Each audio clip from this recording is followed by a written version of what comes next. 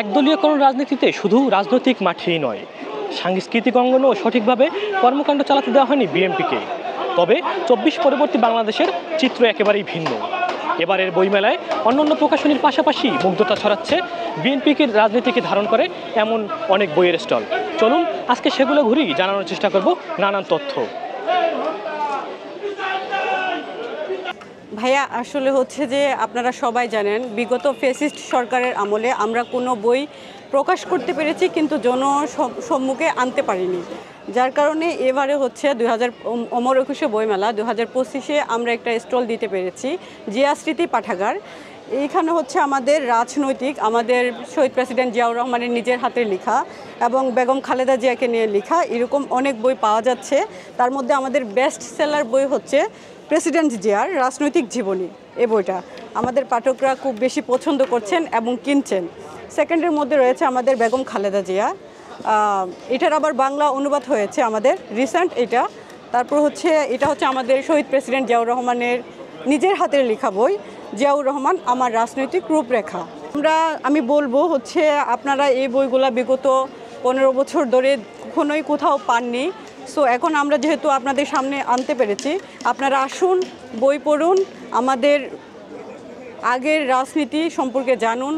স্টলে আমরা বর্তমান সময়ে দেখতেছি জিয়ার আদর্শে লালিত বা বিএনপি কেন্দ্রিক বা জাতীয়তাবাদী আদর্শে লালিত এই ধরনের কিছু বই দেখা যাচ্ছে। বাট আমরা আজ থেকে বিগত 17 বছর যদি আমরা দেখে থাকি, তখন শুধু বিএনপি কেন্দ্রিক নয়, জাতীয়তাবাদী আদর্শের কেন্দ্রিক নয়, অন্যান্য সংগঠনও তাদের যেই রাজনৈতিক যে সংগঠনগুলো আছে তাদের মতাদর্শের বা 1971 সালের যুদ্ধের যে ইতিহাসের যে বইগুলো, সেগুলো তাদের মতাদর্শে বা তাদের প্রতিষ্ঠান থেকে তারা বের করতে পারতো না।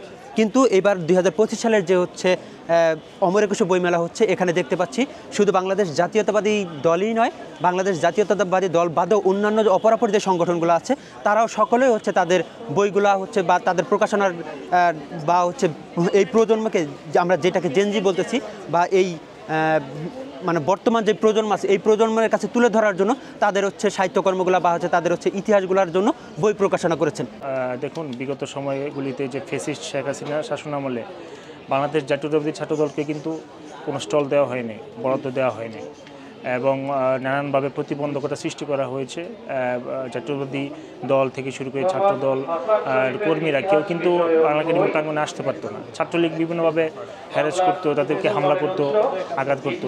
তো এবার কিন্তু প্রেক্ষাপটটা ভিন্ন। আপনারা সবাই চলে আসুন বাংলাদেশ জাতীয়তাবাদী ছাত্রদলের স্টল দলদ্বীপ শিখায় 1045 নম্বর স্টল বাংলা একাডেমি প্রাঙ্গণে। এই বইগুলো কিন্তু বিগত 15 বছরে পাওয়া যেত না। এখন আমরা অনেক কিছুর ইতিহাস জানতে পারছি যা এত বছর ধরে লুকায়িত ছিল। অনেক মানুষ আছে এখানে যাদের যে ইতিহাসটা লুকায়িত ছিল শুধুমাত্র আওয়ামী লীগ শাসনামলের কারণে, শেখ হাসিনার অত্যাচারের কারণে। আজ আমরা ওইগুলা পড়তে পাচ্ছি, আর বইমেলায় এই ধরনের নতুন বইগুলো দেখতে পেরে, ইতিহাসগুলো জানতে পেরে আমাদের খুবই ভালো লাগছে। বিগত 16 বছর 15 বছর আওয়ামী দুঃশাসনের আমলে বিএনপি এবং তার অঙ্গ সংগঠনের কোনো ধরনের প্রকাশনা এই বইমেলায় ঢুকতে দেওয়া হতো না। এক ধরনের একটা ফ্যাসিবাদম কায়েম করে রাখা হয়েছিল, যার কারণে জনগণের সামনে বা সাধারণ মানুষের সামনে যে বিএনপির যে প্রকাশনাগুলো আছে, যে বইগুলা ম্যাডাম জিয়া এবং শহীদ প্রেসিডেন্ট জিয়া গণতন্ত্রের প্রবর্তক উনি যে অবদানগুলো তুলে ধরা হয়েছিল সেগুলো একদম জনগণের সামনে প্রকাশিত করা হয়নি, যার জন্য একটা জাতি এটা এক ঘরে 4 দেয়ালের মধ্যে বন্দী হয়েছিল। এবং বাকশাল রোধ করার পর গণতন্ত্র যখন শহীদ প্রেসিডেন্ট জিয়াউর রহমান প্রবর্তন করেছিলেন এবং প্রতিষ্ঠা করেছিলেন, তখন এই দেশের একটা সাধারণ মানুষ একটা মুক্ত আকাশে স্বাধীন পাখির মতন ডানা মানুষ শিখেছে। সেই অবদান সম্পর্কে এই জাতি নতুন জেনারেশন যা বলা হয় জেনজি, ঠিক সঠিক ইতিহাসটা জানতে পারেনি।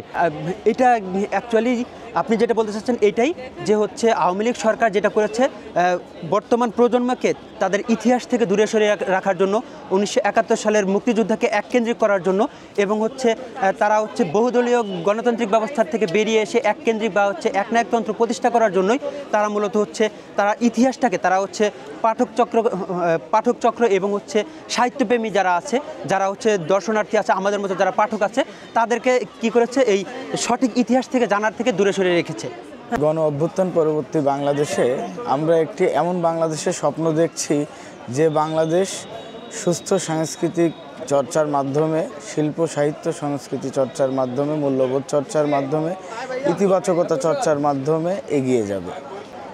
সমস্ত লেখকের যারা বাংলাদেশের সংস্কৃতিকে ধারণ করে, বাংলাদেশের শিল্পকে ধারণ করে, সাহিত্যকে ধারণ করে, বাংলাদেশকে প্রগতিশীলতার দিকে এগিয়ে নিয়ে যেতে চাই, তেমন লেখকদের বই উপস্থাপন করছি পাঠকদের সামনে এবং আশা রাখছি যে বাংলাদেশের যে তরুণ প্রজন্ম, এই তরুণ প্রজন্ম আগামী তারুণ্যের বাংলাদেশ বিনির্মাণে জুলাই আগস্ট গণ অভ্যুত্থানের চেতনাকে ধারণ করে মহান মুক্তিযুদ্ধের শহীদদের যে আত্মত্যাগ, জুলাই আগস্ট গণ অভ্যুত্থানের শহীদদের যে আত্মত্যাগ, 52 ভাষা আন্দোলনের শহীদদের যে আত্মত্যাগ, সেই আত্মত্যাগকে ধারণ করে বাংলাদেশকে একটি স্বনির্ভর বাংলাদেশ হিসেবে গড়ে তুলতে মূল্যবোধ চর্চার, ইতিবাচক এবং তারুণ্যের এবং সর্বোপরি বৈষম্যহীন সাম্যের নিরাপদ বাংলাদেশ গড়ে তুলতে ভূমিকা পালন করবে। গত অতীতে যেসব সত্য ইতিহাস ছিল সেগুলো নতুন করে আমরা জানতে পারছি। তো স্বৈরাচার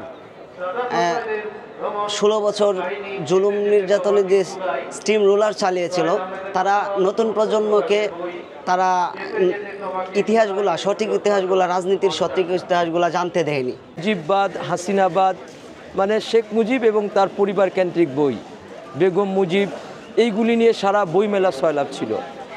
যারা বাংলাদেশের স্বাধীনতা সংগ্রামে যিনি সক্রিয়ভাবে অংশগ্রহণ করেছিলেন এবং জেড ফোর্সের অধিনায়ক ছিলেন, সক্রিয় মুক্তিযুদ্ধ করে আপনার সিলেটে হানাদার বাহিনীকে পরাজিত করেছিলেন, সেই মহান স্বাধীনতা ঘোষক জিয়াউর রহমানকে বিতর্কিত করা হয়েছিল এবং জিয়াউর রহমানকে বাদ দেওয়া হয়েছিল। এবং এটা সবাই জানে, বিগত 15 বছরে জিয়াউর রহমানের নাম নিলেও আপনার তাকে মামলাতে জড়ানো হতো। আশা করি বাংলাদেশে আগামী দিনে আর কোনো ফ্যাসিস্ট জন্ম নেবে না, এই প্রত্যাশা করি।